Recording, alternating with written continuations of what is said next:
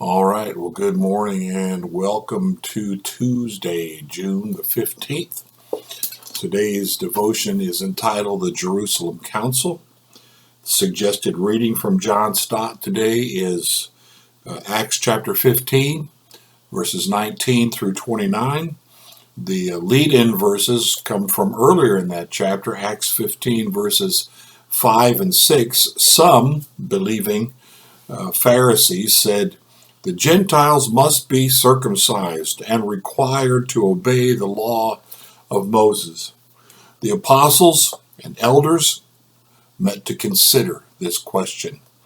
So already there's some theological issues going on in the early church. This is how the church started in Jerusalem, day of Pentecost. Everybody there were either actual Jewish folks or seeking to be Jews or sympathetic to the Jewish religion. And so, again, especially Pharisees, even though they became believers, they still had that connection to the old legal system of the Jewish faith. And so they were thinking, well, this is how it happened for us, then it's going to happen this way for everybody else. And John Stott's talked about this already a little bit, for the Holy Spirit not being given to the Samaritans until there were Jewish witnesses there for it. And the same with the Gentiles in Cornelius's home. And so that whole subject matter is brewing here in the early church. It had been assumed that Gentile converts would be absorbed into Israel by circumcision. Talk about a hard sell. But now something quite new was happening, something that disturbed and even alarmed many. Converts were being welcomed into fellowship by baptism without circumcision. We must be clear about the point that was at issue. A pressure group we call either Judaizers or the circumcision party arrived in Antioch claiming authorization by the apostles and insisting that without circumcision there was no salvation. In other words, faith in Jesus was not enough. Converts must add to their faith circumcision. They must let Moses complete what Jesus had begun and let the law supplement the gospel. Were Gentile believers a sect of Judaism or authentic members of a multiracial family? So a council was convened in Jerusalem with James, the Lord's brother, in the chair. First, the Apostle Peter reminded the council how through his ministry Cornelius and his family had been converted and received the Spirit, making no distinction. Next, the council listened with great respect to Paul and Barnabas, who gave an account of their missionary journey. And finally, James quoted from the prophet Amos. It was the combination of prophetic witness and apostolic experience that convinced him.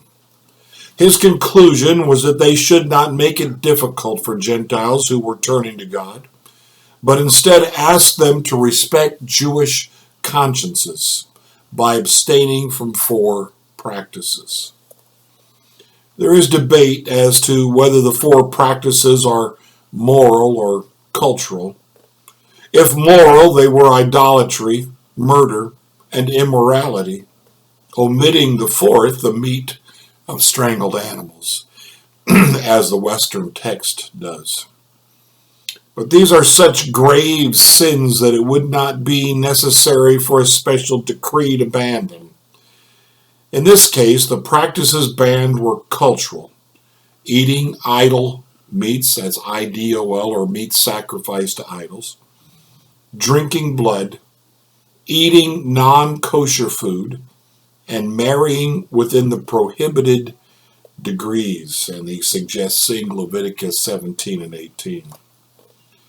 3 of these relate to diet and could inhibit table fellowship between Jews and Gentiles. We may say then that the Jerusalem Council secured a double victory.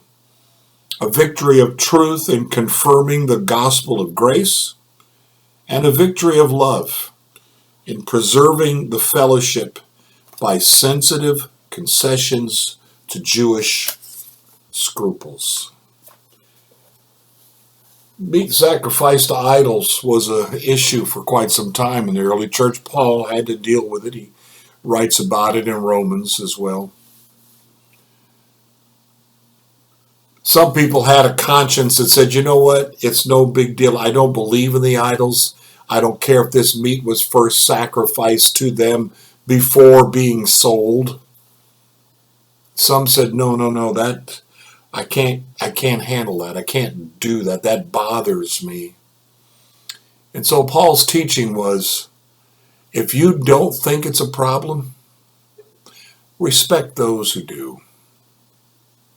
Don't violate their consciences. And that's what the early church here is doing in Acts chapter 15. Okay, you don't think it's a problem, but some do. So respect them. For us, my wife and I, this has been a teaching that should guide all of this hubbub about masks, wearing them or not wearing them. Some don't think they need to. Others think they do. Why can we not respect each other and what our consciences tell us? If we love one another, certainly we should. We should not take a stand on such an issue that divides us, because it is not. It is not an issue of the gospel. It is a private desire, a practice. Fine. Early on in our ministry, Sue and I came to the sense that we would not go to a store, or would we go out to eat on a Sunday, because we felt like by doing so we were making others work on that day and maybe keeping them from church. But at the same time, we also realized that was something for us. And if the need called for it, we would take an invitation. We would not force that on others.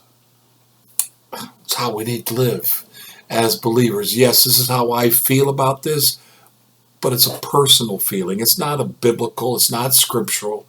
It's us feeling a certain way. We don't mandate that for others. I never preach that for others.